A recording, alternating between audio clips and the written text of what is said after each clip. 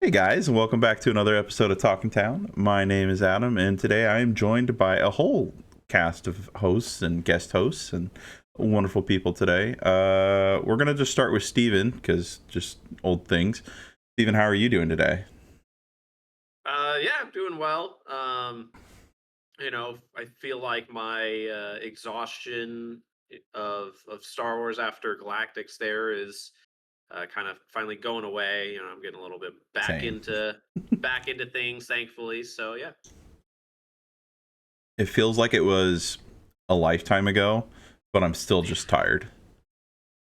So, good. um, we have two Michaels on this episode today. I know many of you know our uh, lovely local people. We're gonna go. This is Michael down beneath me, and this is Larson down into the. I did that correct. If anybody's Yeah. watching on YouTube, which I don't think it's on anything else right You, now, so that'd yeah, be you, impressive. you nailed it. So, we will say that because I will accidentally say Michael, and then it's gonna get really confusing for anybody who's just paying attention. I'll just defer to other Michael Or really as funny. Michael. Well, the joke that they had come up with was now there are two of them. So, we'll Which start. one of us is the master and which one is the Oh. apprentice? It's true. Well, I'm kind of bald and wrinkly, so I guess I get palp, right? That probably, yeah. Yeah. Dooku is kind of. Well, I guess that's not a. It's not a Dooku It's a thing. Maul That's reference. it's a Maul reference. So that's a good question. Wait, so I'm Maul? That's cool. I mean, Well, that's fine. It kind of makes sense with you and Laura, right? Yeah, and I It grow looks more spikes like out of my Dooku, head. though, So. like with like with the hair and the beard. I feel like you could. I think you True. could totally cosplay as Dooku and get away True. with it. I need a young lot of Dooku, yeah. graying to happen, but I'm married to a hairstylist. I can figure it out. Well, you could be young Dooku. Yeah, I could be like, young Dooku, like yeah. the Dooku on the cutting art from this last set. I think. Yeah. Yeah. Yeah, I could even be cartoon-like.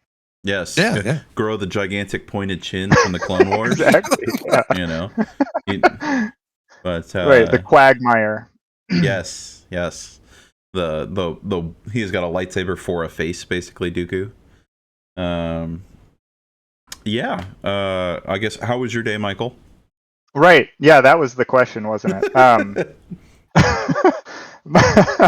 My day was good. I'm coming off of getting back into the swing of work, which is still hasn't happened, apparently. I forget what I do completely for about a week after I leave work for a week, and then it takes me a week to reacclimate. And then getting over some con crud, but otherwise I feel pretty good. Tried and true. I didn't get it this time, but I don't know if that's good, because that just either means I'm in built for the gamer mode, or the gamer mode is me. I don't know. I don't know how that could be bad. I don't know. I don't want to think about it more, because if I find an answer, I'm not going to like it. Perfect. So, Larson, our special guest for the week, how was your day? The day's been pretty boring. Kind of the same boat as Michael over there. Just getting back in the swing of work. Went back for one day last week and then immediately got contract and was off the rest of the week. And then I had some personal stuff come up, so it's been off the last 2 days. But other than that, just kind of getting back in the swing of life after Galactics. We have a PQ this weekend, so Isn't that crazy? it's kind of funny. I think we all said that we were going to take a nice break, and it seems like 10 to 11 of us just kind of ramped down and said, you know what? Actually, we're just going to double down and play some decks and get some reps in for this PQ here coming up. So yeah, been in that. We're all on a little off.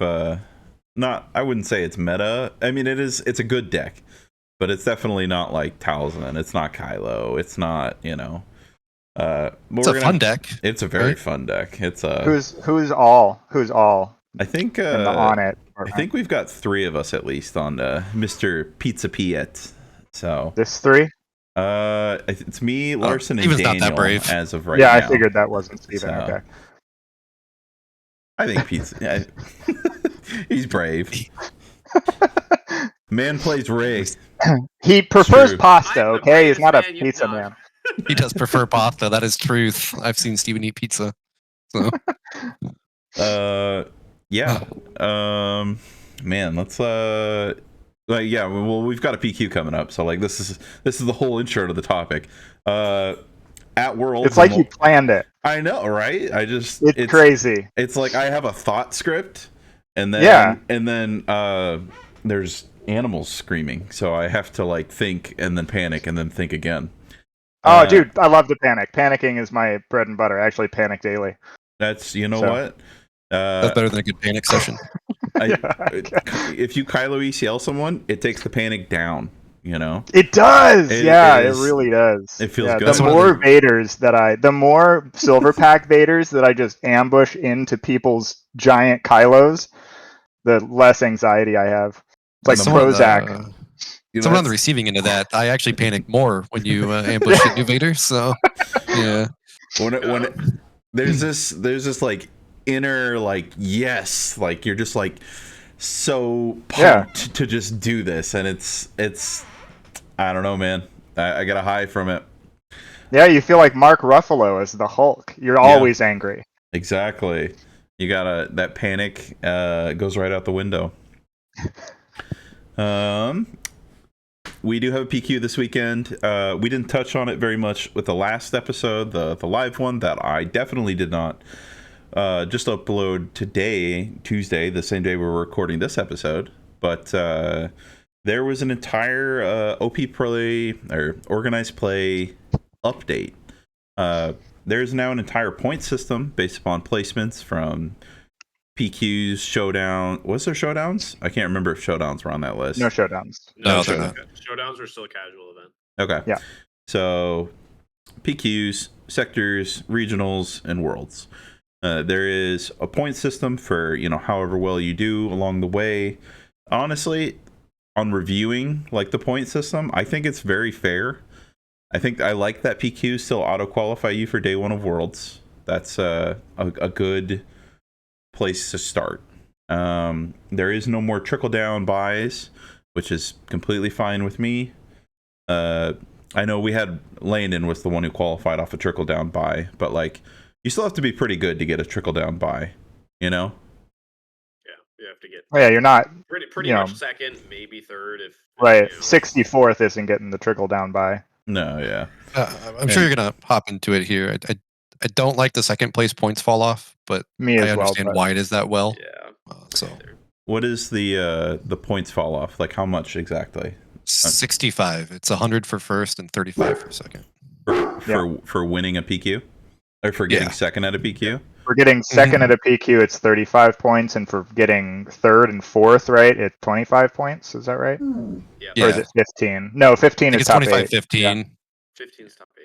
Yeah. I don't care for that either because if you top 8 a PQ, you have to top 8 7 times in order to qualify, which is a lot. Like I love that they have it at 100 and you can just auto qualify for a win. I think that's spectacular, and I also don't mind the lack of trickle down buys, whatever. That I think that makes sense. But I agree with Larson. I think a little bit more points for because in my opinion, I think it would make sense where like obviously winning should give you an invite. I think of course, you're a finalist I agree. Twice, I feel like if you're a finalist twice, you should qualify. Right, finalist twice is pretty significant. I think if you get third or fourth 3 times, I think you should qualify. And then I think top 8, if you top 8 4 times, which means you have to top 8 once in every set, plus an extra one. I feel like that's reasonable. I would completely agree with that. Maybe we'll get to the point where we'll see Worlds and we'll be like, you know what? Actually, no, I actually think they did the point system correctly. I don't know. But also they may revise it too, right? Yeah. It's not like it's set in stone, I would think. In my past card game experience, depending on attendance, depending on the popularity of the game, depending on like sometimes even the format of like in which the tournament they want to run will be, it's like they'll pre-plan an entire year out, and on paper I think everything looks fine. Plus we also have to take into account the amount of sectors that we're getting. We're getting 1 every set, so, or at least no, we're getting 3 every set, right? Yeah, I think it's 3 regionals every set. I think it's 3 sectors and 1 regional every set. Which is such a huge improvement. Like that's yeah. I mean, very true. Yeah. We may not know when they're announced yet right now, but that is awesome. Like, give me as many big events as you can give me. I may not be able to make all of them, but like, this is what the game's about. You know, go out and there. the more there are, the more you can potentially make. Exactly. Getting a top 8 I love at one Minnesota. of those. It was great. And that's the one that I haven't got to go to yet, and I would love to. If they continue to host it there, I'm going to do my best to try and get out there. I think the only thing I didn't love about Minnesota was everything closing at 8 p.m. But that was a personal issue, not necessarily against the event itself. The event was fantastic. It was the rest of the area closing early was kind of crap. Yeah, it really did close early. It was weird. But also I thought you were going to say something else, which was my only grievance. I thought Minnesota was great, but I thought they stopped the side events a little too early. Yeah, that was true. What was it, like 4 p.m. on day 1 and like something 3 like p.m. that, on and day then 2 1 or p.m. something? on day 2, I believe. Yeah. Which was a little early. Like if they could keep those going until 7 and then 5 or 4 or something, I would have stuck around. But other than that, I mean, that's a minor gripe. So It feels like from Galactics they Yeah. learned though, right? Because I think both days they stopped at 5 was like Yep. the last time to be in line. So I and then agree. 6 was the last time to check out. So yeah, when I talked to some staff members about like why that was that way, it's because the contracted company in place to support all of this can't Star allow them City? to do overtime. Star Cities for anything but Galactics is also something we learned. But yeah, they cannot pay out overtime. Is at least was what it I learned Nevada in Vegas. overtime laws or was it FFG overtime laws? Because I'm pretty sure they have to go off Nevada, right? It's probably just the contract in which they signed to, but it might be true. the state. But yeah, at least for that, that's an interesting point, though. I don't blame them. 8 hours on that prize wall, like working that prize wall, would be kind of crazy in itself for probably not a lot of money. I'm gonna, just throw that one out there. Maybe, hopefully enough, but like not a lot. Yeah. Well, I agree. I mean, like I said, that's a minor gripe, right? Yeah. Oh yeah, no, super. As far as it goes, yeah. Really not a big thing. Minneapolis was fantastic overall as an event. I played great opponents. Everyone was great. The staff there Everybody was awesome, easy to work with, but the area I was had just some weird. So I had some sick FOMO. I'm gonna be honest, because I was on a plane. I was on a plane that weekend, and I was just sitting there watching the stream, and then I had to, obviously go to airplane mode and just cry. But because that was I know that was the one where I was on stream too, so you had no idea what was going on. My heart was like, is he gonna win the Vader 4 matchup? And he's playing Frank, he's on stream, and then I had to wait 3 hours to find out because you took game 1, and I was like, is he gonna? And then it was a reverse. But and then Adam's just weeping. Yeah, I mean, Vader 4 won, but I can promise you didn't weep as hard as I did. That's fair. Was that weeping from the draw bracket or weeping from the loss? Oof. Yeah.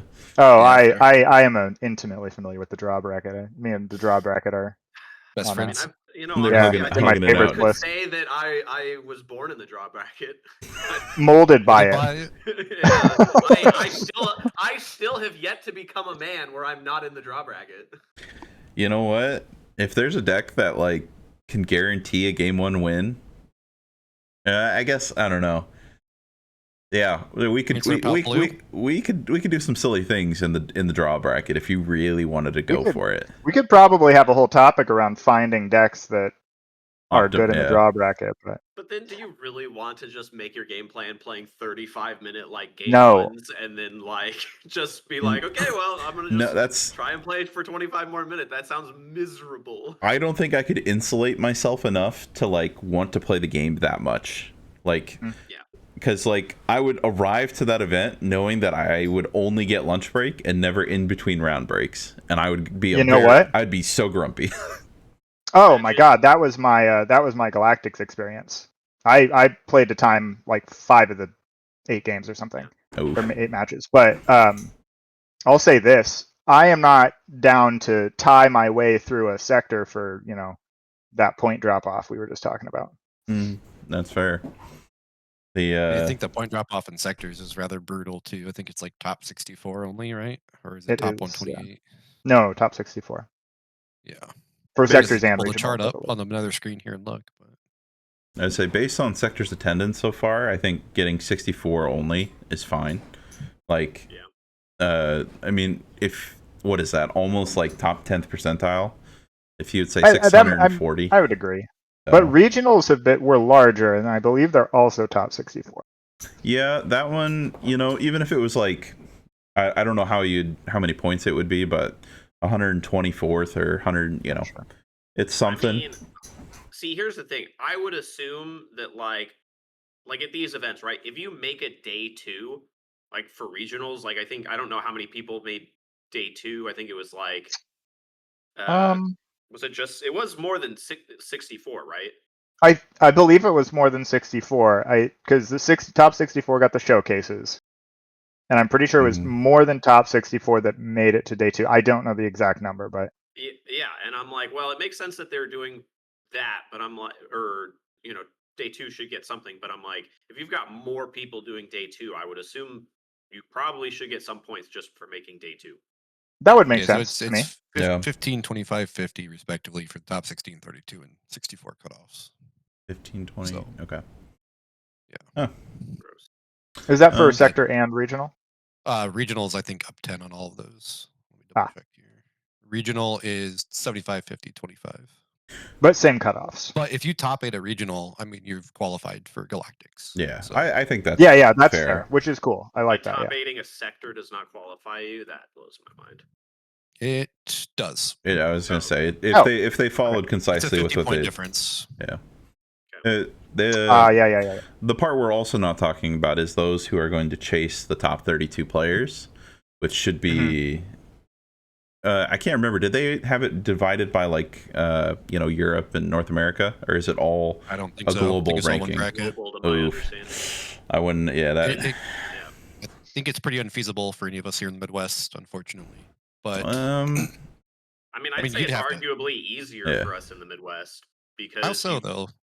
I mean, because a lot of the places that we can reach, we can drive much more feasibly, and the actual coast locations that they do, if they, we can fly to those, maybe 2 throughout the year, right?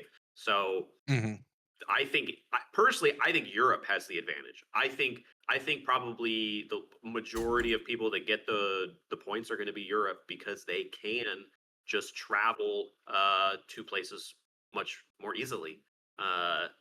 So I would agree that Europe probably has the general advantage in terms of just accessibility. I mean, the entire train system, it's probably much cheaper to stay overnight there, especially in those locations. Well, yeah, sometimes also you just can quicker just travel time. You can travel like across all of Europe and like so easily. That's what I was gonna say. You can take a stroll down the block and be in a different country sometimes.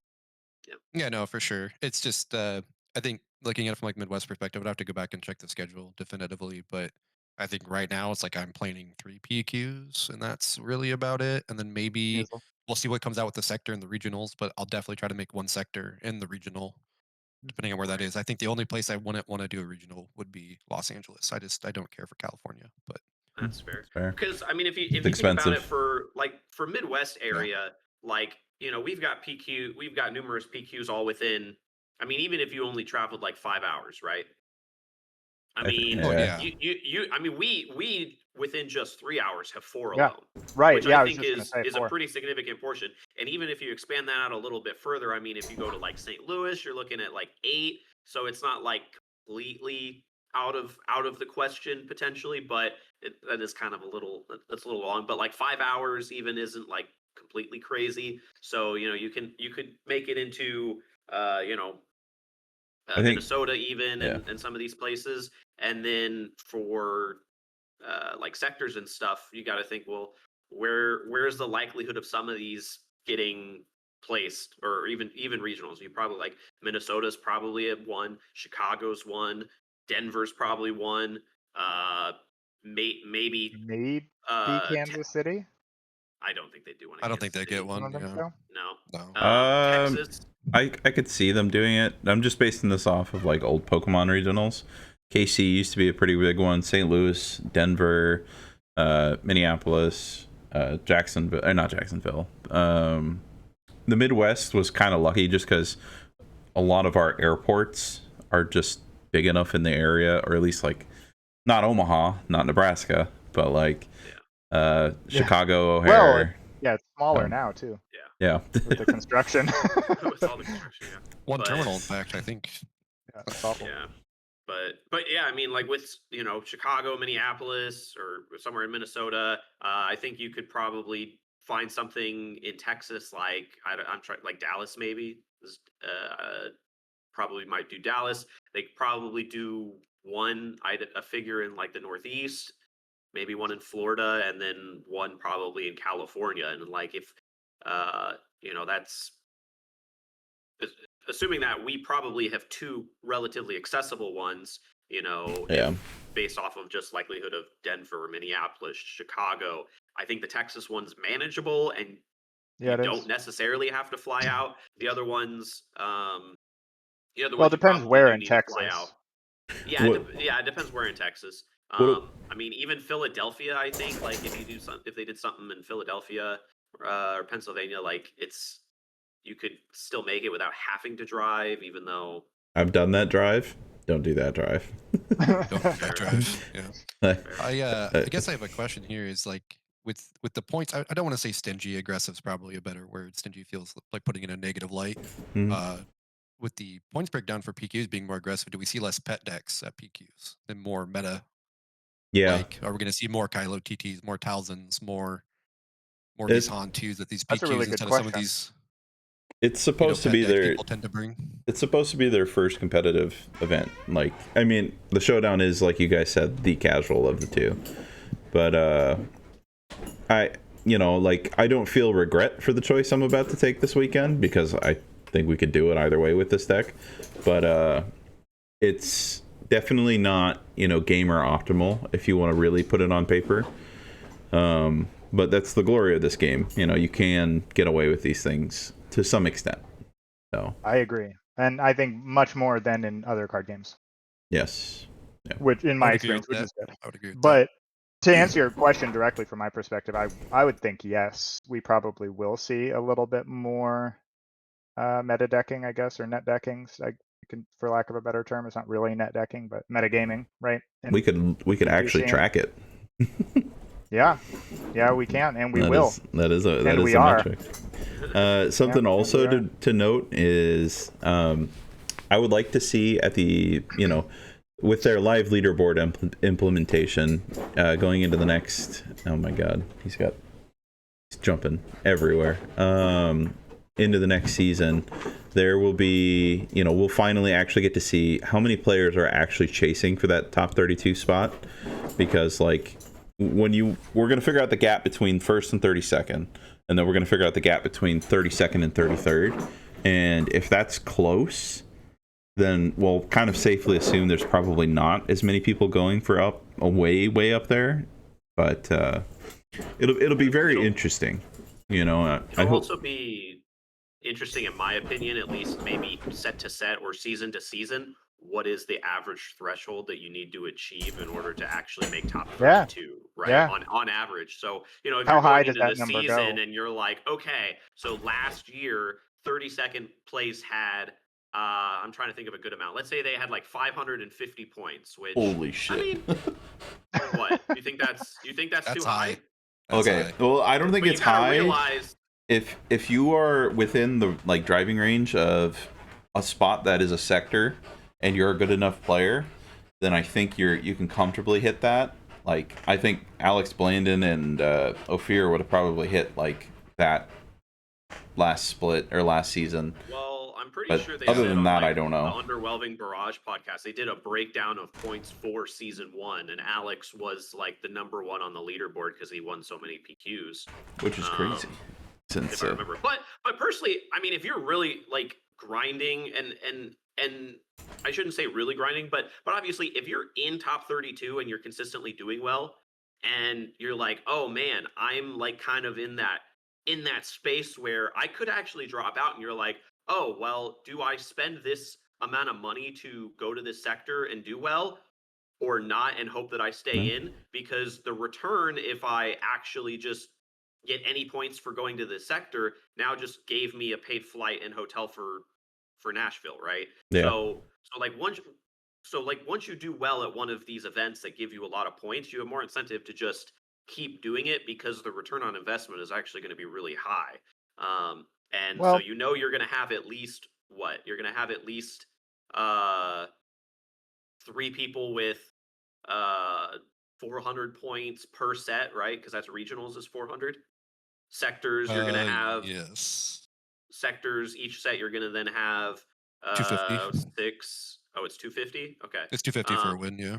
Okay, so you have 6 people per set with 250, and it's like, I mean, I'm assuming that these sector winners, these regional winners, they're for the most part, they're either just going to make top 8s, or they're going to be getting points regardless. So there is going to be some carryover, but if you Well, just so what was the number that you threw out a second ago? 550, I think 550? 550 for like top 32 will be the So minimum amount.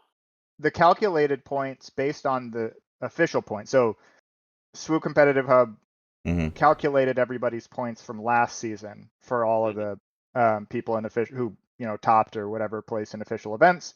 Yep. Alex Blandon's was 800 was his score. Jeez. He was number 1, and then That's top crazy. 32 was Sobek 265. That's a gap. That's a big gap. Big Yeah, gap. I So mean that's fair. There's Yeah. actually a but we're 4-way also tie for 30 but we're seconds. also having to account for more PQs than we had last Yeah, year, more definitely. sectors, more regionals, and so I I think would double expect the that number to isn't go up completely for out sure. of the question. Yeah, And no, because I I think agree. people will be potentially grinding it harder. I very much agree. Yeah. Hear me out. Controversial opinion. Just make 31st and 32nd a play-in spot. Have those people that are right there on the cusp just play for the spot. There we go. Problem solved. At the last chance qualifier? No, not even at the last. Well, they'd have to pay for the flight then. I guess they could reimburse. But yeah, you could do it that way, I suppose. I'm excited to see basically what one whole season of this new system will get to. What probably my biggest hopeful is to see someone who is chasing these points hard enough to actually crack 1,000.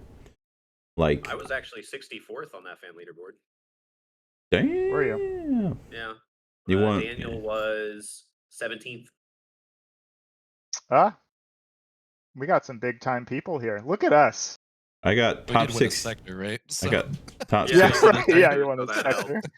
Yeah. Well, actually, he only won a sector and a PQ. Yeah. Okay. Yeah. Wanna I wish Daniel, for the bans. We appreciate it. Yeah, thank you for getting rid of all the fets. Yeah. The family. But I think that's a good segue into some new leaders. We wanted to bring up some of the Legend of the Force cards today. There has been a lot of cards that we all kind of predicted to be really good as the set came out. There's been cards that have basically shown themselves to us that are just better than we could have probably predicted. So basically each one of us came up with 3 decks, 3 leaders, and 3 individual cards that they believe were kind of surprising, maybe a little underrated, and now they're overperforming. And would anybody like to start? I can pick. That's Michael. Why don't you go, buddy? Yeah. One of the 2 of them. Yeah, I can go. Dex first. Let's do Dex I think we first. do Dex first. Yeah, Let's do Dex first. So my 3 picks for Dex, I went more with not necessarily like the obvious top decks, because you could say what Han and Talzin and whatever. Mm-hmm. So I actually went with Iden Data Vault on my list is my first one. It won an event just this last weekend, and I saw it a surprisingly large amount at Worlds. Apparently it had a pretty good showing, and it has a pretty high win rate on Swim Meta Stats right now, like a pretty good solid win rate. My next one is Quinlan Tarkentown, because I wasn't thinking that was going to be as good still as it ended up being, and I think that's going to explode in popularity. And then my third one is Boba 4 Data Vault, because I think that also not many people are playing it, but the stats show that it's performing exceptionally well when it is played. I think it has like a 58% win rate or something. That's crazy. Yeah, it's doing very well when it's played. It's just not played very often. And I think it's really, really good into all of the ECL decks and the Tarkentown decks, because they have a lot of trouble not just putting that damage on their base and then dying. It's very much a ticking time bomb, Yeah, exactly. I think it's going to be less good if like blue-green villain data vault becomes more of a thing. That I think would be less in its favor, but right now I think it's pretty good. So those are my three: Iden, Data Vault, Quinlan, Tarkin Town, Boba 4, Data Vault. Steven, Larson, Dex. I guess I'll go next. I've got three. Kind of in the same vein here as Michael. I'm not really data driven like he is. Arsu Metastats in-house man here. I kind of went with I liked the feeling of playing here some very limited testing. As a Talzin guy, I really thought the new Legends of Force Maul and Blue Force Base was super powerful. We have a guy here locally that plays it. Every time I was playing Talzin, it was the only thing that just kind of beat me down better than any other deck.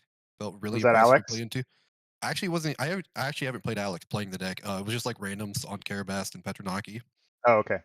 Yeah. So just getting games online pre-Galactics with Talzin and run into the deck and be like, okay, I might just lose this because I don't really know what to do here. I think I agree with you completely. It's shockingly good. It's shockingly good. Yeah. One that kind of popped up maybe over Galactics weekend, kind of had a resurgence here after Galactics. Pilot Luke Data Vault. I don't know if you mentioned that there, Abraham. I can't remember. I did. That was only like 5 seconds ago. Pilot Luke Data Vault has had a really shocking. It's like it just seems to win games, and I don't know if it's the extra 3 health because the extra 10 cards should make it inconsistent. It's kind of a pseudo aggro deck, but it just seems to win games, kind of in the same vein as like Vader 4, right? And then kind of continuing the pilot trend here. One that I really liked. This one is from Galactics, but kind of caught me off guard because I just been playing it. Was Odd Han Tarkin Town or On Hod Red. Odd Han Red.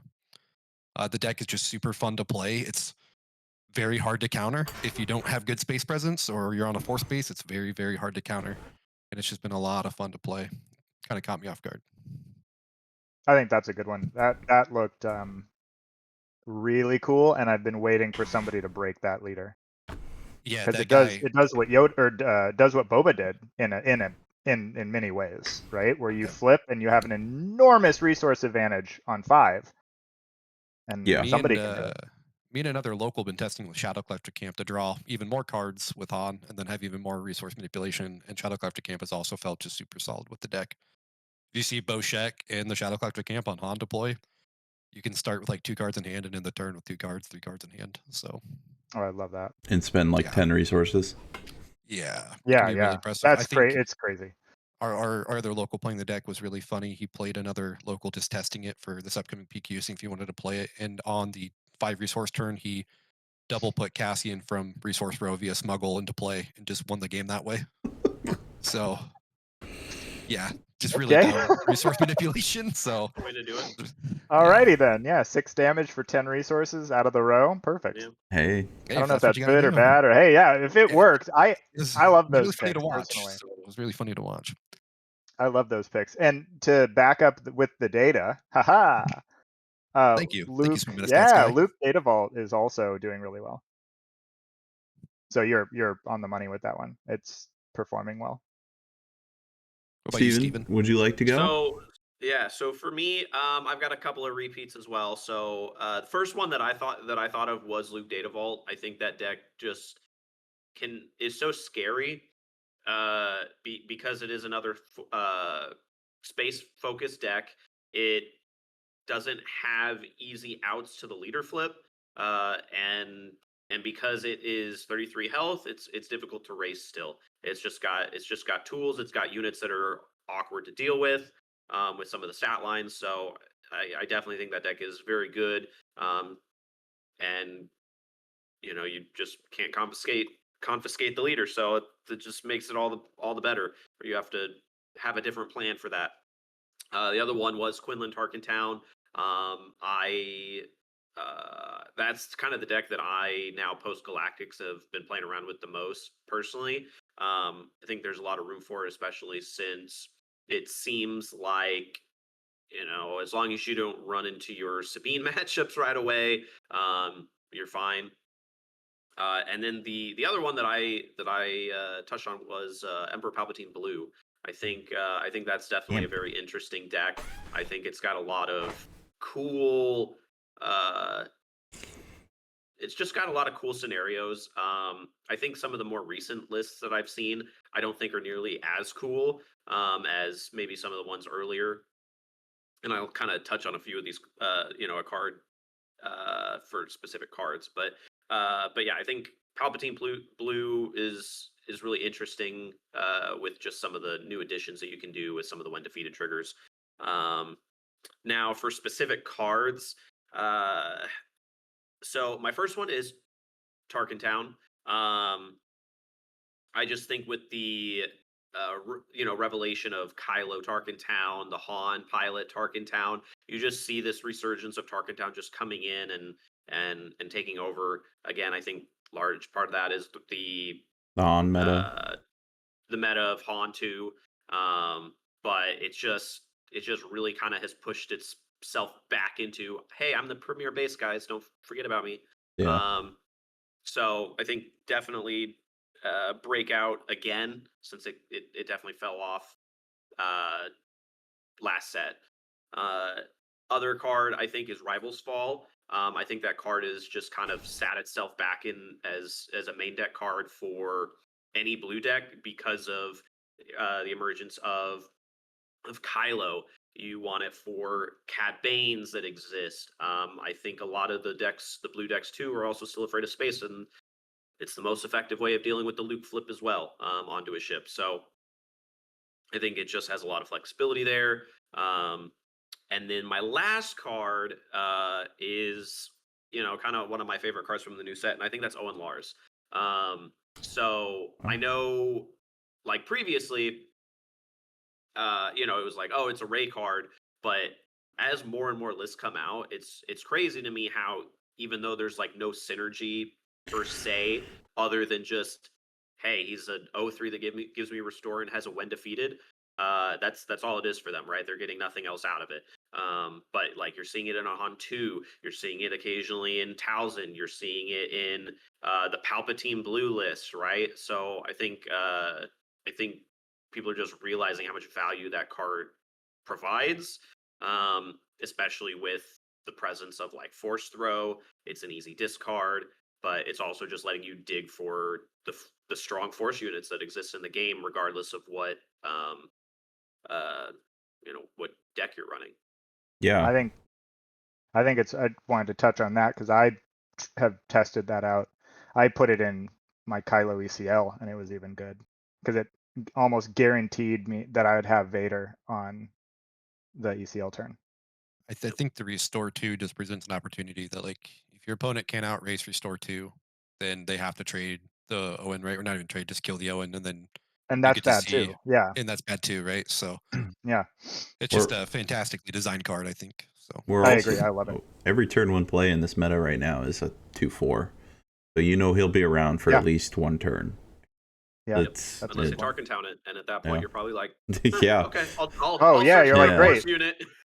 Love that. Where's my Anakin? I'll take that what deal are yours, Adam? every time. Do you want to do your decks and cards, and then I'll Larson and I'll do our back around cards here to the Michaels? Yeah. Yes. So I'm going to steal two of them.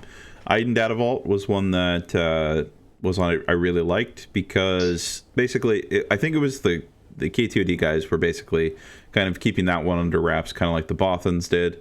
I know some of their better players walked in with that card or with that deck just because it had that balance of like this deck it's kind of like Kylo, but you can play 60 more utilizing cards, whereas Kira just wasn't it this last weekend. But if you wanted to go bigger and use the upgrades, then obviously Kylo Green was the way to go. I liked Palp Colossus. I know Steven mentioned that one as well on my this way. Basically, the ability to be the tallest deck in format was prevalent at the the Galactics. In a meta full of mid-range, like Palp is just, he's just there to remind you that you are, he'll snap and you'll die. And then my third one was the it wasn't Odd Han. Trying to Odd Han. No, it wasn't a pilot. It is a really fun deck. I was really happy to see pilots pop out. Was it Kazuda blue? It was. Thank you. It was Kazuda. I was like, yeah. Kazuda as a leader got more love this weekend than I would have guessed, like, at all. I like him and Blue Pilot were both like popping up in top 64. There's gonna be a point, I think. I have a feeling it's gonna be after set 6 where Kazuda pushes through. If he just gets like a couple more tools. One of our locals, Eric, literally went Ogdo Bogdo turn 2 and then claimed, used Kazuda to blank the Ogdo Bogdo and then pounced me for 9. And I was not happy. He could have one-shot my Piet, but Your pizza Piet? Yeah, it's crazy. It was really cool to see, especially with Security Complex on that thing. I was not happy. Yeah. I played into him with that deck. We were testing that deck at the beginning of the set release, actually. And the only deck that I had that consistently beat it was 2 different decks, which were Kira ECL, actually. The Equalizer just deletes that deck. But any other ECL variant is like just panics. And then Kylo 2 yellow outraces it. Yeah, I could see that for sure. But I think that's a great pick. Then cards wise, I still think, like, as the format has developed, I think we all thought it was a good card. I don't know if it got placed on the pedestals like I believe it should be, but Secret of Sage has just been, like, to me, a cornerstone of the meta now. It's effectively a 4/4 with the best stat, or with the best trait in the format. Han considered playing it in some parts of the meta. Talzin plays it. Kylo plays it. It's just like, and if any other deck had it, I'm sure it could play or would play it. Like, Crafty was obviously one of the most broken, like, best cards from set 1, which is crazy because it's the same thing in just Underworld. But it's got the better trait. Yep, and the better color. Yeah. Owen Lars was one of mine as well. And then after that, it was basically like kind of just a toss-up between the I can never remember. I liked the Lothcat just because the creature synergy and the Tyrannotech were just kind of this like, one day we'll have a tribal. I know the Lothcat hasn't seen play. But like the Tyrannotech, if I'm pronouncing that right, I can't remember, is one of those very value cards that I like to see them work with. I want to see more things like that. Maybe not ambush, but like, about the 5/5 that gives ambush if they have a 14 it, correct? Yeah. The green villainy? Or is it just green? It's just green. It's just green. Yep. Just green. Yeah, I like that card a lot. It's really cool. I think it's great. Yeah. Game design wise, it's like, yes, this is built for, limited, but also meta call and like player build around wise, it's a huge little tool you can think of, especially for those ramp decks. Like, yep, it fits that 5 slot where you need to reclaim the board. Yeah. I think it's also just good card design when you have, like, because it to me it's the epitome of a sideboard card, right? So it literally addresses a very particular style of deck, which, I mean, in the meta that we're in, that's focusing on force units, it's very good. But like, even in a vacuum, it's not a bad. It's a 5/5 for 5, like that. It's standard, right? But it gains so much value outside of that. It's like, I completely agree, and it does so without breaking the matchup too, right? Like, it's a perfect sideboard card, but it doesn't directly counter and just shut the other that particular deck off. Yeah. It feels very good to, like, it's like Arquitins, it is, like you said, a specific sideboard build around. Have we seen a deck like basically go exclusively to use this? Probably not, but these are the things that, like, I hope they continue to implement into the whole of the card pool, because, like, you have to look at this thing as a toolbox when you're building your deck, and when you show up on the day, do you have the best tools to deal with what you're expecting? let's see. We have both of you guys, both the Michaels, to figure out what cards. I did all Legends of the Forest. You do not have to, but like, what are the things that stood out to you with this new Set 5 meta developing? Like, what surprised you? Go ahead, Abraham. So we'll just go full circle here. Sure. Yeah, so I chose all Legends of the Forest cards myself, but my first card, and it's probably just because I'm a Kylo player, is Heirloom Lightsaber. I did not think that would see play, but it's played in every Kylo green deck of any color, or sorry, of any variant, right? ECL, whatever. It could be played in the Kylo Tarkin Town list if it wanted to. And then what's crazy about that card, in my opinion, is having now paid for it, right, out of aspect, I would absolutely pay 2 for that all day long. So I think even like it, I'm not sure why that doesn't see play in a heroic deck. Maybe it just doesn't have a home. But I think once we lose Jedi Lightsaber to rotation, Heirloom will be, its first replacement. The other thing too is well I feel constructed like too, but yeah, I feel like the other thing with it too is a lot of the decks that would like to play it just would rather play a unit or they'd clear the board. Upgrades are always just inherently risky, and the fact that it's a 2-drop results in potential to play off curve. So that's a fair point. Yeah. So like if you're not, unless you're getting a very particular use out of it, it's just riskier. Yeah, that makes the Ray sense. player talk about playing off curve just gives me chills. I mean, I do like the why do you card think that I play Ray? I there. never have to play off curve a day in my life. Yeah, there you go.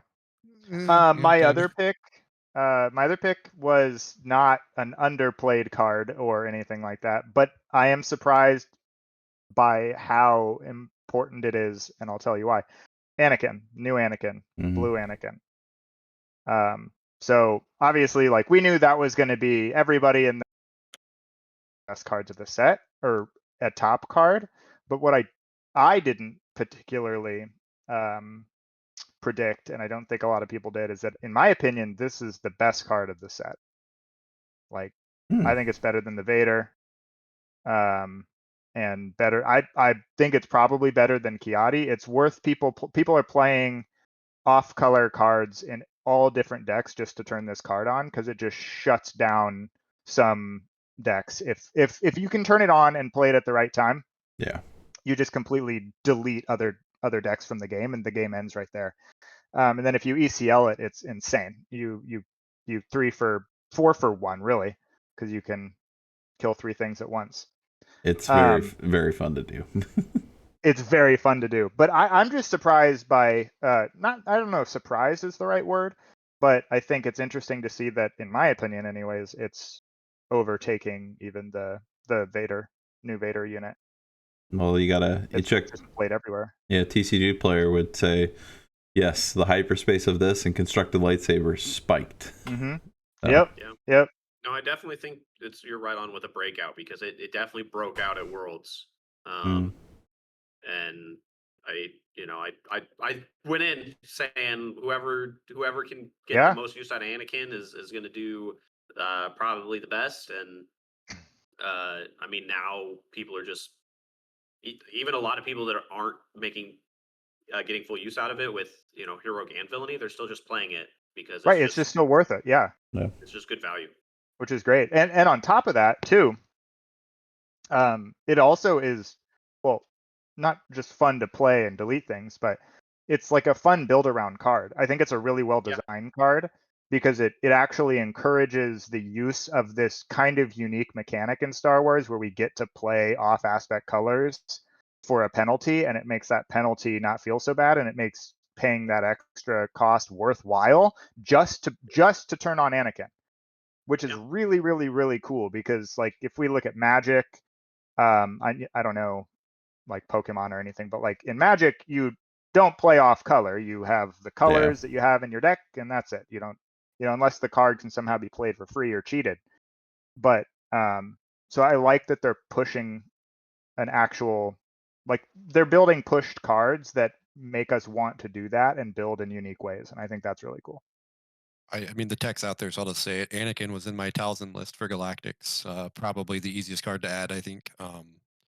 I played Heroic Sacrifice out of Yeah. Aspect with my deck because, one, it was just a really fun card to play with Night Sister Warrior, but it also just opens up other play lines that, like, I'll say, I think Anakin in the Talzin Mirror is probably the most important card.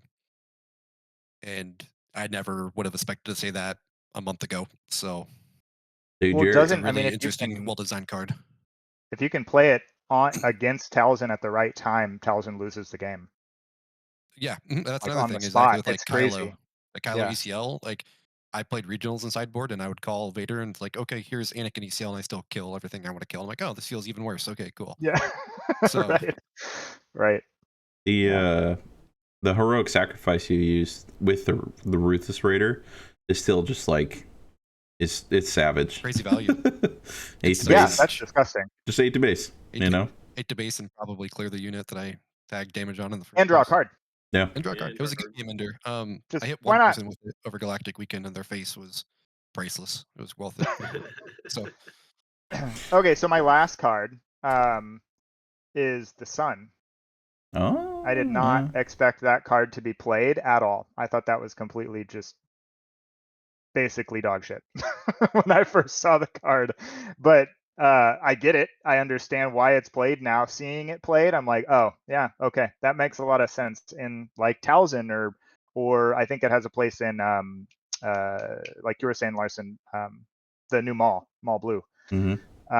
Because Yeah. you just need a big ass unit. Like you just need to play something that has to be dealt with, and it comes down like early enough that Yeah. you're not deving it, you're not avengering it. Like I think You I can't was really Luke it. surprised by you can't Luke it. You can Anakin ECL it though. Throw So everything in the kitchen sink. damn. boo, boo. That's But yeah, thematic no, though. I think that card's really cool. Yeah, that's very true. Would it be even more thematic? No, I was gonna say if you Vader ECL'd it. No, it wouldn't. It'd be a little off. Yeah. We'd have a time paradox going on. But anyways, Yeah. I just thought that card was like, it's really cool to see a card like that played. So Yeah. Let alone the two of in the winning list. exactly, yeah, and like to good effect too. Not just it Yeah. wasn't just in there. It was like, oh my god, this card is putting in work. Agreed. Was that all? Which I would say, how many did you have left, Larson? I have 3 cards. Okay, Yeah, I haven't okay. even started Sorry, my 3. That was all. That's okay. You can just call us both Michael. We'll be all right. We'll figure it out. All right, go, I mean, the Michael. low-hanging fruit that I don't think anyone touched on, Forecast Caddy right? But we'll skip that guy because I think everyone knows that card's good. And Fair enough. Insane. I got kind of a 4-card combo I want to throw into one for you guys here because I think it opened up the deck to entirely new lines of play when everyone thought it might have been dead. Aura seeing Nihil Marauder, the Strike Ship, and Marshawn Rowe for Cad Bane TT was just huge additions that came out of Legends of the Force that kind of revived Cad TT as a deck. I personally haven't played the raid version yet. I'm still kind of on the old trusty get to Cad, Relentless Pursuit, and keep clearing board and just push damage with like 2 and 3, right? But I've seen someone play the deck, and those cards make that deck look super fun. I think the hidden mechanic, along with doubling raid value, is just insane on a leader that is already raid 2/8, right? I love that. I think that whole that's package plus Go ahead. Aura Sing is just yeah, it's great. Yeah. And Aura Sing. I think that's a great call out because I've played against that and some Put some decks hate out. can't deal with it. Yeah, no, I can put a lot of damage on, especially when you have House Shot on the resource row and you can stick Martian. Yeah, pretty good. Yep. I mean, Nihil Marauder just raid 3 is even just without playing the full Yeah. raid variant, like it is Right. it is very rough to play into because pretty much everything in the meta right now, turn 1 and turn 2 is like 4 health. yeah. Mm-hmm. And Yeah. it'll live. Another card that I kind of thought, now this one is post rotation for me. I don't really love it right now, but I'm sure, and we have 500 reasons still to go for 6 and 7, 250 a pop right per set. But Shatterpoint, I think Shatterpoint Yes. stonks will continue going up as rotation looms, because as of right now, there's just no glory stays around because of jump to light speed, but like Merciless Contest goes, power, OB. I mean, all this Fell. targeted removal Open goes fire, away. takedown, fell. Vanquish, Rivals Fall. Yes. There is going to be Yeah. some kind of set that comes up that's going to reprint versions of these cards in different colors that is going to I be. hope so. It's going to be for the control players. Yes, they're going to need it soon, or else they are going to not be eating. I'm beginning to panic because I'm not sure that I get to play blue-green villainy next Right? in the rotation right now, and so so that I'm dovetailing it back. You know how I was panicking before? Mhm. I need to go play some Kylo, so I'll see you guys. Oh. Yeah, no, fair. Then one I slept on when the set was first released, and then very much sold on as I got into playing Talzin and what was ultimately Daniel and Landon's deck for Galactics and Yoda Red. Chirrut Emway has been just, I think, one of the most oppressive cards I've faced in like the funniest ways, because it just throws math off so hard when they can just continuously have the force and tell you that you don't get to do any damage to their 3/5 Sentinel. I think that's a great pick, and I'm actually blown away that none of us said that already. If you would have 'Cause shown that that, card Chirrut Emway is just put in disgusting. MVP. When I saw when it first got released, I was like, oh, that card sucks. And then I got played against me, and someone's like, I have the force pretty much all the time. I'm like, oh, this sucks. Okay, cool, awesome. I just don't get to attack you, I guess. Claim and pass. Yeah. So Do you know what the craziest thing about that card is? It single-handedly made it so that Vader unit from set 1 is not played. yeah, that's what I love to hear. that's fair. The other thing that I love that's so funny about that card is they like drop that and you're like, oh, well, I can't deal with that. I guess I'll claim. And then you're like, okay, well, how do I deal with this? And you're like, well, I still can't. And you're like, well, I need to attack into it and chip its damage away. And then you're like, well, I can do like 1 or 2 to it. And then he Mhm. can just attack with it and get the force back. And then you feel just as bad as you did a And then moment you're ago. like, Yeah. oh, it feels so bad. Where you're like, oh, I can kill it with my 2 attacks. And then you're like, wait, he'll just attack. and help himself. 7 power is such a break point in this game that like Now, Yeah. especially. and when we were okay. building Yoda, Chirrut was the break point for putting takedown back in the deck. It was Yeah. That makes sense. Yeah. It's Like the the it's reason why Sabine is playing Force Choke. what? Really? Oh yeah, you haven't I seen didn't this know one? that. I No, didn't I know haven't this. seen that. That Yeah. That's I mean, amazing. That's funny. That's awesome. I get it, right? What do? They like auto to that card. yeah. Yeah, Yeah, they, You're don't like, see that's how a nice dark saber you have there. Right. I don't exactly. isn't that Sabine's like crazy? Yeah. It's attack, isn't she? So it Yeah. still lives. That's Yeah, it funny. still lives. If you had shown that So- card to like a Sabine player in set 2, been like, this is your future, buddy, and deal with it. Sabine worse leading Wait, game. no, question mark. Darksaber puts it at 7. Nope, No, it no, is. puts her at It's 6. 6 plus 7 1 to for Usually base. do damage. 5. 1 goes Oh, to base. right. One to Yeah. base. You could put it on your unit Sabine and then That's buff what I'm your getting leader confused Sabine. with. Yeah. Yeah. I'm getting with the getting confused with unit Sabine where you can put the damage on the But then the thing is you put it on the unit Sabine and well, you attack into dies. Cheer and she only has 3 health left. right. And then she gets powered and then you're sad. I mean, your your leader's probably out, and I'd assume you'd probably Maybe. I don't know what you keep there, but it depends. I don't know either. Complex But- board states, but we can just assume, Yeah. right? Yeah. Yeah, no, Chirrut's been an MVP. I think just as like, I mean, he's probably, if I had to guess, one of the most played cards coming out of Galactic Weekend, both day 1, 2, and 3, right? So He's almost I think if you're almost an auto include. Almost. Like there's very few lists I could see like not wanting him, but I feel like there's a few that aren't putting him in. But I think if you're on blue and on a force base and you're not just straight aggro, something like Kazuda, right? I guess I don't know if Kazuda's playing a force base, but or like Cal Kestis, I guess I've seen some Cal Blue list floating around. But if you're like not straight aggro, you might as well throw Chirrut Emway in your deck and just tell your opponent that they don't get to attack the base for like 2 solid turns. So I agree. I think it's one of the reasons to play Force. No. Not that he's required to play Force, but I think he is one of the reasons to play Force. absolutely, yeah. He'll probably be a staple going into 7, 8, 9, unless there's just something else coming down the pipe. But well, so here's what's interesting about that too is in set 4, like Kira, for example, would play the 3/5 Sentinel, the 3/5 vehicle, whatever that was. perimeter the AT. ATRT. Yeah. Yeah. It's the same thing with better traits and an effect. A lot better. Absolutely, yeah. So, yeah. Play him in Kira, shield him. No, I'm just kidding. Great. Jeez, love give it. him the force plus a shield. Yeah. We might be cooking, boys. Ugh. No, I'm just kidding. I hate it. They'll shape my Hey, face. I tried blue green. I've tried blue green villain force earlier today. No. I didn't like it. There it is. You don't say. Waiting for the hammer to fall on that back in there. Yep. Yeah. Tried it with Kylo force and was like, oh, maybe nope. No, probably not. No, go back into the little safety hole of ECL. Yeah. But yeah, I mean overall, like I think every one of these cards we mentioned has been like, you know, like the meta has obviously shifted. We're changing constantly week by week. We've seen results already from PQs. We've seen what the world like or the Galactic Championship has shown everybody. I'm really happy with this set, like overall. Like when we look back at the end of this, we'll be like, was Legends of the Force like better than we had thought? Was it, you know, like how did it meet our expectations? And I think so far it's exceeded it. So I'm excited for drafting more. Like just in general, I want to play this set more. This has been one of the most fun sets to draft, in my opinion. I had so much fun drafting at Galactics. I was watching maybe the nostalgia videos. set one just lives on in my brain, but set one was so fun to draft. I think. Yeah. I agree. Yeah. But I haven't personally drafted set 5 outside of pre-release, and I think I did too. And did you draft or do the pre-release kit? I guess that's sealed, right? Yeah, that's sealed. Yeah.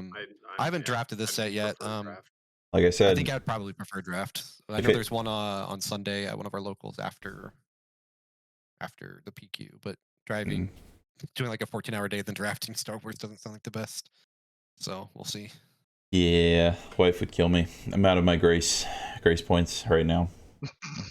If she would just play, it'd be yeah, right. That's my solution was my wife just plays, so problem solved.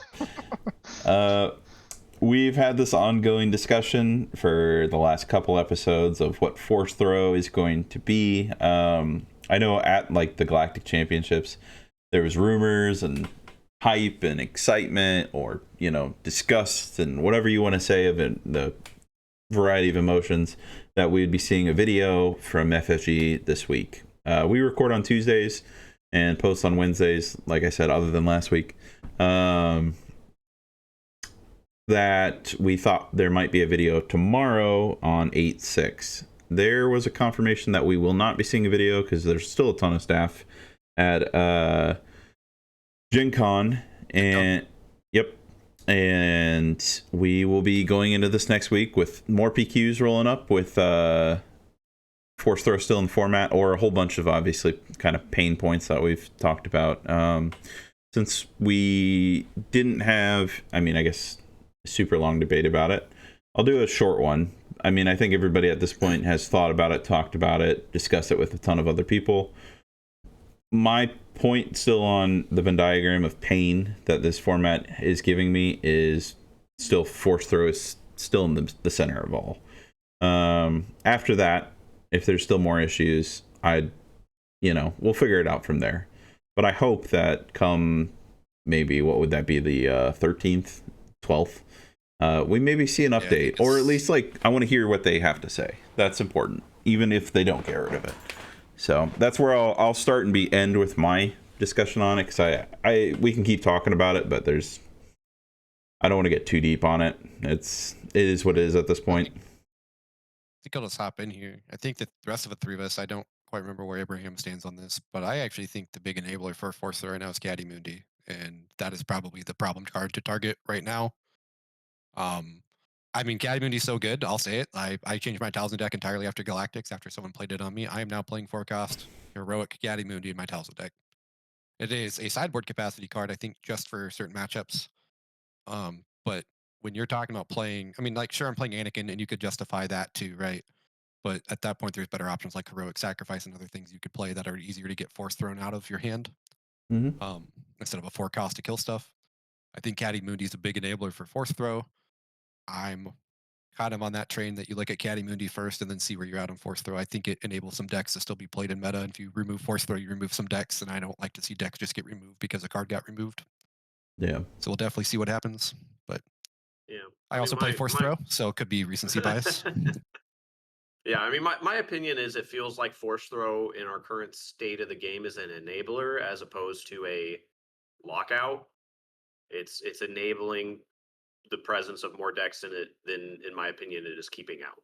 And so I think based off of that, I don't really see much reason why it would go away. And I think, yeah, again, in my bias, because everyone has some sense of bias. I prefer the Kiati. I think force throw, you know, while is very annoying, I can understand why it feels very bad to play against. Getting double force thrown or pillage into force throw into pillage. It's not a great feeling. But it's all about a consistency thing, and Kiati lends to the consistency of it and lets you just not get punished for the quote unquote cons of the card. So yeah, I don't think anything was going to happen. But if anything were to happen from FFG's point, if they came out and told me there is a card or at least one card getting suspended, I would just assume it's force throw, and I don't think there'd be anything else they would need to really bother with. Yeah, I agree with that. Yeah. My thoughts would be that I've kind of gone back and forth with it, and I was thinking Kiati was kind of the enabler as well, and I still think that it is. I think Kiati is what makes force throw as frustrating as it is, because no decks are getting punished for force throwing themselves, and that was supposed to be the trade-off, in my opinion, was you force throw yourself, you lose your Luke, you're down 2 cards. Okay, my leader's dead, but you're down 2 cards. You have one card in your hand, but then you play Kiati, and now you have 3 cards in your hand and a 4/4, and then you force throw me again because you drew it, and then now I feel bad. But that being said, on the other hand, I actually agree with you, Steven. I think it enables more decks than it hinders, and I have a couple of concerns if they were to ban it. I think if they were to ban it, Talzin would probably have to radically shift, maybe go to like yellow or something. Because I don't know if it's good enough without force throw in red. It might be, but I think it is. I think you get daring. I think daring raid just with lightning directly takes the spawn. Yeah, lightning is a really good reason, and ruthless and dev. So that might be fine. But I do think I still worry a little bit about Talzin. I also then worry about the data vault, and then I worry about hyper aggro getting really strong as well, because if the power of the blue hero 4 stacks with turret and everything go down, then Sabine and all of the aggro decks go up. And then we have Kira Data Vault to counter those, because she does really well into Sabine. And then I wonder how polarizing it could become. And these are just thoughts, right? Like, I don't obviously have no idea. But if they were to ban it and that were to reduce the prevalence of those kind of hero mid-range piles, then do we end up with the Ray Data Vault, the Kira Data Vault, and then Sabine and stuff like that? I don't know. So I'm kind of in the camp of maybe not doing anything about it right now. Fair. But I would be okay with either option, because I think either way the meta will be pretty diverse. It's just, what does the meta look like? Yeah, that's fair. I like that. It's nice to know that the game is still in its constant week by week cycle. Like, no matter what result happens, if they come out and say anything, it was nice to see Hantu do well but not win, because I think everybody was like, and myself included, was like, this is just a is a pain point for building. Like, every deck had to make sure, like, can I deal with Han on the turns it matters? So I'm still curious to see, but yeah, I'm glad we can get at least everybody's opinions on it. It's going to be kind of a reoccurring thing, but as the PQ results roll in, maybe it's something worth bringing back up or not. I know Hantu's still just out there running around in large numbers, at least by what I've seen so far. Not even just PQs, but like all the Gen Con Premier tournaments and all of the I think Kylo TT won the majority of them, but still he won 2 of them. Han 2 is one. I think 2 of them. Yeah, I'd have to go. 1-2, Kylo, Tarkin Yeah, Town's I'd- 1-2. With And potatoes, a No, force sorry, throw potatoes, ban hits Han that 2 is deck, too. 1-3. Yeah. Han 2 is 1-3. Oh, really? Yeah, he has 1-3. Yeah, so Kylo 1-2, Yoda 1-1, and then Han 2-1-3. And if we look at a Yeah. force throw ban, that hits Kylo Tarkin Town, too. Yeah. I'm okay with that. Actually- I'm so But, annoyed by Migs, personally, honestly. That's me. I think- but that's yeah. fair. Migs makes Migs Agreed. has But been it such does a make yeah. it's very interesting because that's a big part of their opening play line. Like it's either Migs discard Tarkin Town or force throw Tarkin Town. Yeah. So it kind of shuts off But 50% I think of their that even opener. fits. I think the daring raids fit better in for that deck than probably Oh, fair anything enough. else. Yeah, that's true. Could But fit. Yeah. I do have a I- question before we move topics. For if we let in a world where they get rid of force throw, what does that do for the other decks, the other mid-range hero decks that isn't Han, like Anakin? Does that make Anakin unplayable, or does that make Anakin better in a way? I think Anakin can survive it just innately off his leader ability because like That's what I the think deck too. wasn't Yeah. super pivotal about it. It was just Mhm. being efficiently trading, especially in a 2-4 meta where like your 2-4 lives and theirs dies. Right, Especially and like if then you you open don't. Yaddle, Yeah. right? Like Yaddle's just so good for that deck. I don't see why opening that card would be bad for that deck ever. I also So, agree And with on top of that, you don't get your leader Yeah. force thrown every turn or every game. yeah. yeah. And Now it just gets force lightning. Yoda probably benefits from it just because it has its own built-in removal. And depending on if like a ton of aggro comes out, but you know, that's all What do you like think, I was Steven? gonna projection. say for Yoda, I'd assume you probably just switch out force throw for more removal. Yeah. Oh yeah, Chatter right. points, Yeah. maybe? I don't know. What I you mean, play. you Maybe. put it takedowns if you're not already running. You know, Perilous more rivals position. Nope. falls. Yep. Yeah. Does Ray survive it, Steven? Does Ray red? Yeah. I don't OG think so. Ray, just for those that don't know. Yeah, But no, I don't think so. I think the deck is way too. It focuses way too much on having just advantage in card, like just more cards or better cards than your opponent because you just trade efficiently on board, and then because you can interfere with their plan for the future. Then without it, I just don't think at least Ray Tarkentown survives in the same way. I could be wrong, but like I just don't see how you win some of the control matchups then. yeah, I could see that. I also just see like if you ban force throw right now, is that the pivotal moment where Han 2 blue? Because I don't think Han 2 blue needs force throw. Right? I just think I it's don't think gonna so. You would No, all I don't think does it does Han either. 2 blue just become this meta menace that we all thought it was gonna be pre-Galactics and actually show up and show Possible. out, right? So we That's could see the possible. return of Although- some cunning of some kind, of any kind. Because it's Yeah, you know, that's true. I don't know that how Quinlan does without force throw. that's I probably think the it's biggest fine. that might I be think it's the fine. you think so?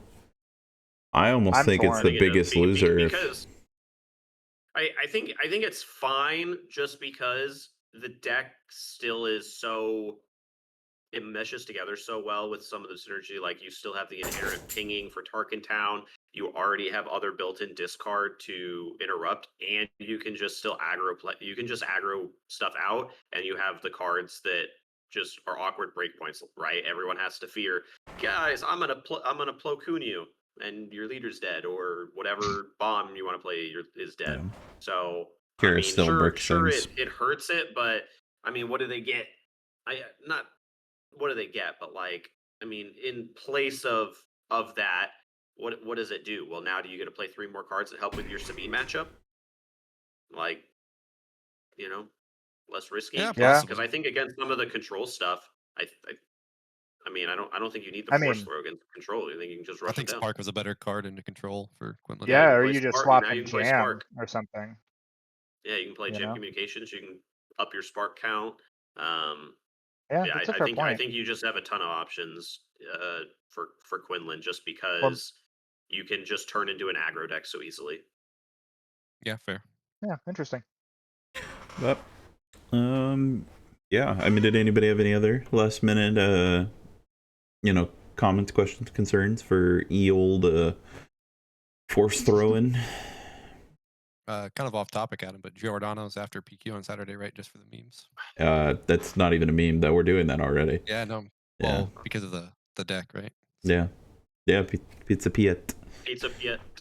It's a PF. I will I will miss out. Could always bring you a That's a good frozen one. They sell them. Ah, okay. They do. Yeah. I think that will be, yeah, let's roll into this last topic. Man, this one's been kind of in the works for a little while. I know the four of us here, and then obviously we also have Daniel, who's been on the podcast before, and Laura, who has not, but I've been kind of been talking in the background of everything. And basically, when Steven and I started with this one, or at least this channel, the it was just us, which was really nice, but more or less in that time we've developed on so many other things that have been like ever present as well. Like the Omaha Alliance has been something like, it takes up more time than I do on this, and which is completely fine. It's awesome. But we want to make sure that like we keep everything under one like umbrella, which has been super, like honestly, I think Larson, I think you pitched the idea. I can't remember. No, Michael, you pitched the idea of like at least making sure it all is under one thing. And what's going to happen, at least hopefully here, and I don't know, maybe we could probably get some of the very basic stuff of it done maybe in the first, next week or so. We'll do a total channel rebrand of, the name, all the pictures, everything, and what as of right now, what will happen, Talkin Town, like as what you guys are watching, will basically become just one of many different kinds of content we're going to try to explore. I mean, everything that you guys have suggested in the past and so much more has been stuff we've discussed. Live feed, like live recordings, box openings, match review, which is something Steven and I did a little bit of, but we need to get some more in at some point. Draft, intro videos. I mean, whatever I'm missing, I'm sure there's other stuff. What do you guys? Meta report. Meta report. Yeah, the meta report. Also meta stats. Yeah. Yeah, weekly meta report. Beginner content, like new player content for people who are new to card games. I think Larson, you were gonna do that with Laura, right? Yeah, me and Laura, we're gonna tackle that. It sounds. I mean, you guys will get a background there. I played competitive miniature games for years. Card games competitively are kind of new to me, but been having a blast learning from everyone else here. These three guys, and then the rest of our community. So then that one there. I say, and then wrong way. I'm mirrored. There we go. Say that. Here. Then on top of that, I know that Laura and I think you as well, Larson, were both looking into the judge program to figure out like, could you sign up for volunteer work? Could you be a judge at like Galactics next year if you didn't qualify? That's just a whole nother path that like people get to learn, and that's kind of what at the end of the day all this is for, right? Like we talk, but we want everybody to figure out like what makes it worth it for them to be in this kind of hobby, because at the end of the day, I'm going to go to the Galactics no matter what, whether I'm playing, whether I'm watching, whether I'm, and I hope that everybody feels that same way every week at League. That might be a lot to ask, but also at the same time, that's just what like a lifetime of trying to learn will kind of give you. So, I think for some additional context too, because not everybody watching this maybe knows, everybody we know, but Laura, in this referencing, who Adam's referencing, is my wife, who's never played card games before outside of a little bit of Magic here or there, mostly Commander. So, competitive card games are very new to her. So and she's doing spectacular, and she's on her way to being a judge as well. It's kind of something we all talked about, that this seems to be a lot of people's first TCG. And I think I talked to at least 10 to 15 people at Galactics that were like, yeah, this is my first time at a convention. It's my first time. Yeah, I did too. Game in any sense. So yeah, I think it's really cool, and I think it'll be really cool to have content from people who are new to TCGs talking about, like what they've learned. Knew. Yeah, what they've learned, what they wish they knew earlier, how to jumpstart your, whatever path you want to go down. The last year and a half has been a journey for sure.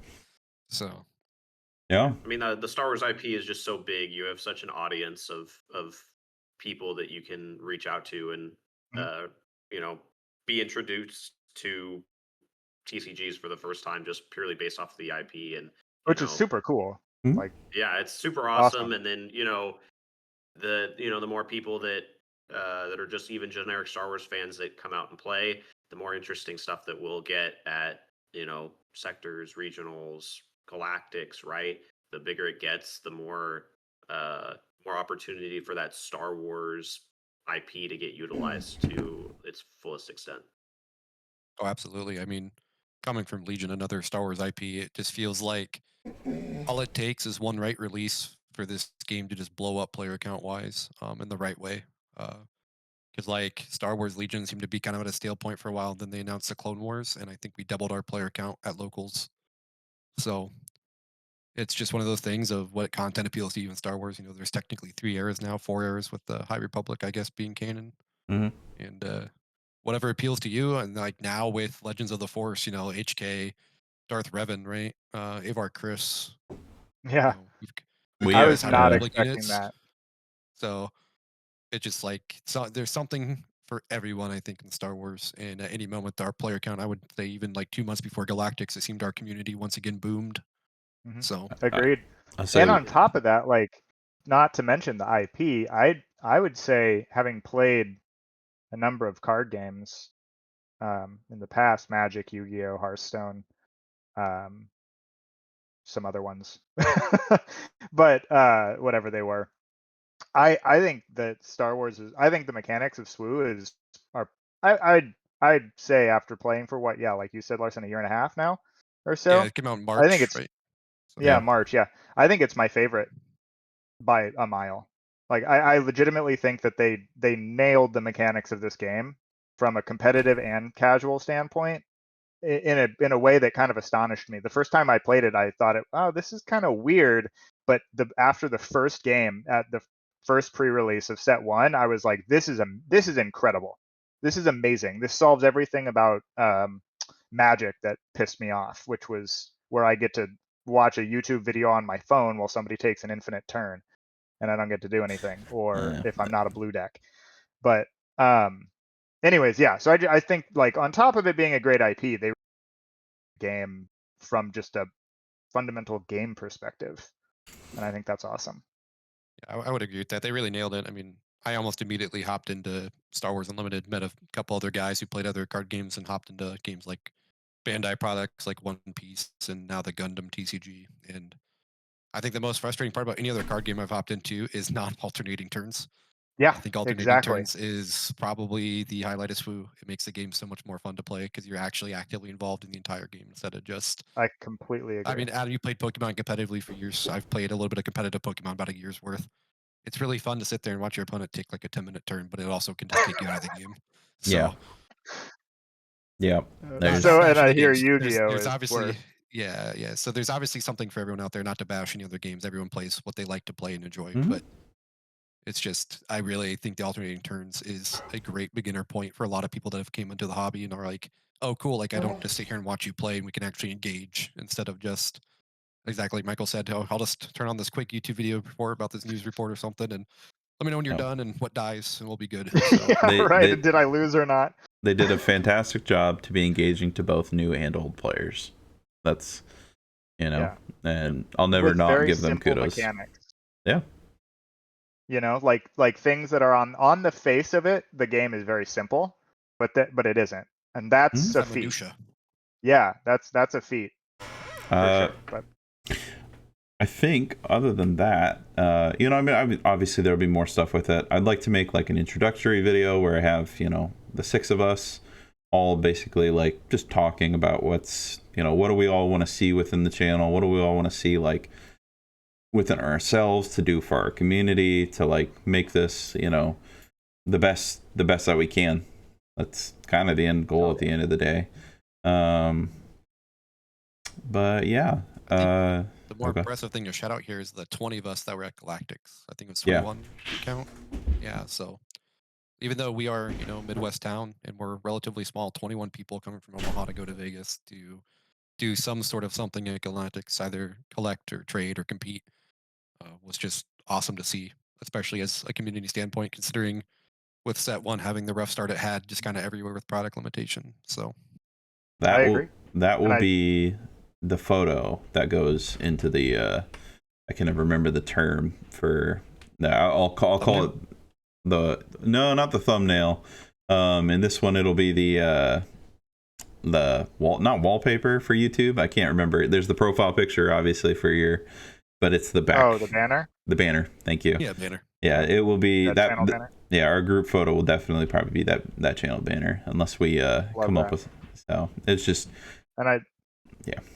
Oh, sorry. I was just going to say that I like that because I think that's exactly what we want to do, right? On YouTube is all of us are just wanting to take, like, we feel like we have an awesome community and we want to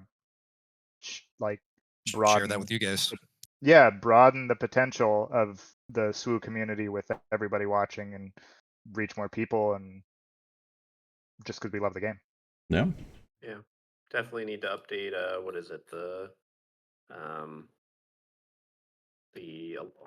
Omaha Alliance website as well. I think. I don't know if. I know Michael did pictures and stuff up there. Oh, have you already done it with Galactics? Mm-hmm. Oh wow, look at you! Congrats, he's on top of it. Lots of photos, man. Laura sent me the photos. The Not all of them. I mean, I'm sure more can go up there. But. Yeah.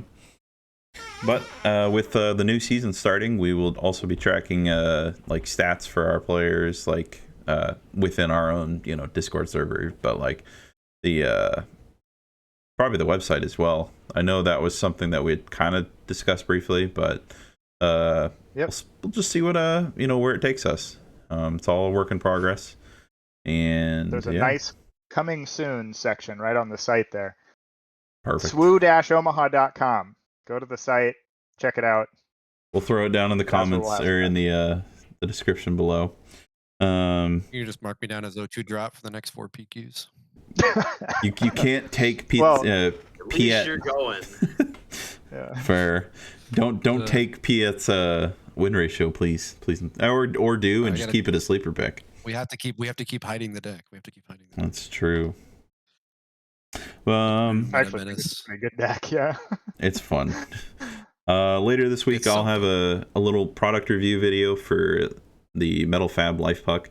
It doesn't want to show the LED screen very well, but this has been an awesome little product. I think Steven, you're the only one who doesn't have it here in this call right now, right? I think so. Okay.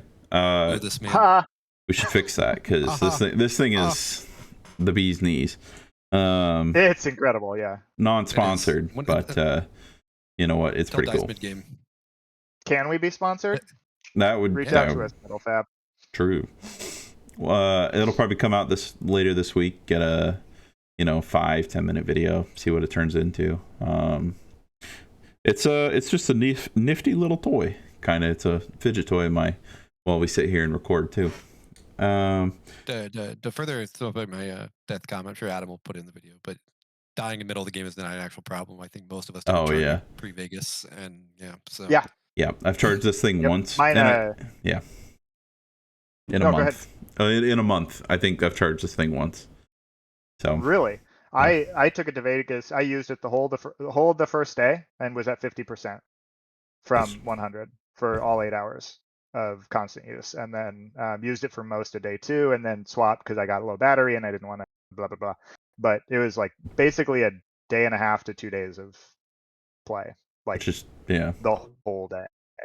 Yeah, it's I got about the same amount of mine when I got home when we were testing and just playing, doing matchups on Sunday. I think I played with it in Vegas for about 7 hours and then another 4 hours on Sunday, and it finally died. Fuck it, let's do the review here. That bad boy will come out on Friday. I got a whole nother wallpaper made for that already that I'll put together. I got to get my cameras repositioned. Talking about the life bug. Yeah. Try and do something again. Make it a little pretty sweet. So. But I think in the old-fashioned thing, we've been here for like an hour and a half, but I appreciate you guys having me. I just want to say that really quick. So, of course, thank you 3. Appreciate it. I didn't really.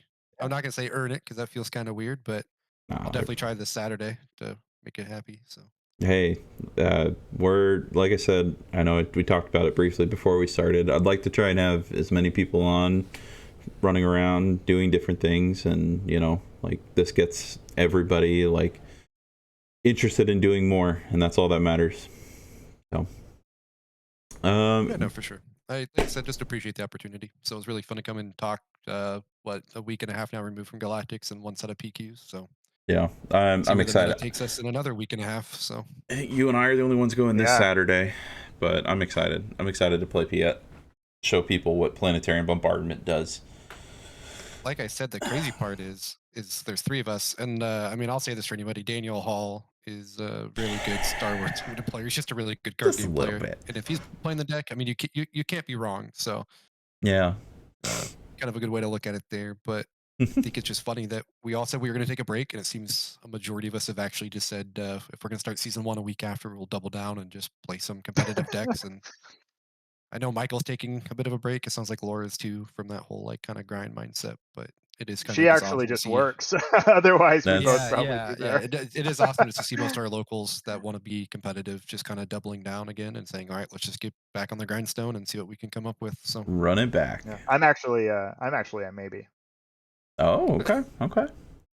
I've You and upped Eric, from right? a no to a maybe. Yeah, What? for yeah, Eric yeah, with Eric. Yep. potentially going, right? Aren't you going to drive Eric? down with Eric potentially? Maybe. Eric and Sam are going. Yep. They're for sure Oh. going. I'm riding. I'm I riding think down they with have- them. Oh, perfect. I was going to say, I think they have somebody else in their car. Look at that. Oh. So It'll be a good time. I know Well, we that's have next to you. some new folks as well. Or like Yeah, I've got one new in my car and one returning who is an honorary. I mean, he's an Omahan, but Water Tribe Tim or Tim.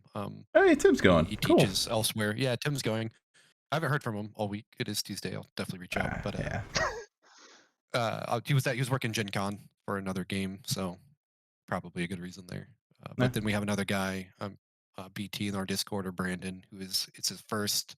He's a Magic player by nature, but he is coming out to play Star Wars Unlimited for his first ever event. Actually, he hasn't played any local tournaments or showdowns or nothing. He said, "I'm just gonna hop in with a PQ." hell it. yeah. So it's full send it. I like it. Yeah. Let's so. do it. I think with that we can close this out for the day. Yeah, guys, check us out next week. I'll send out a little community notice or a note as well that, like, we will be rebranding, have the name swapped over. So don't leave us now, please, unless you want to take us back down to the coveted 69 followers. But that's up to you at the end of the day, I guess. But we will see you all in the next one. Peace out. Thank you guys for having me. Have a good night. Thanks. Yeah. Bye.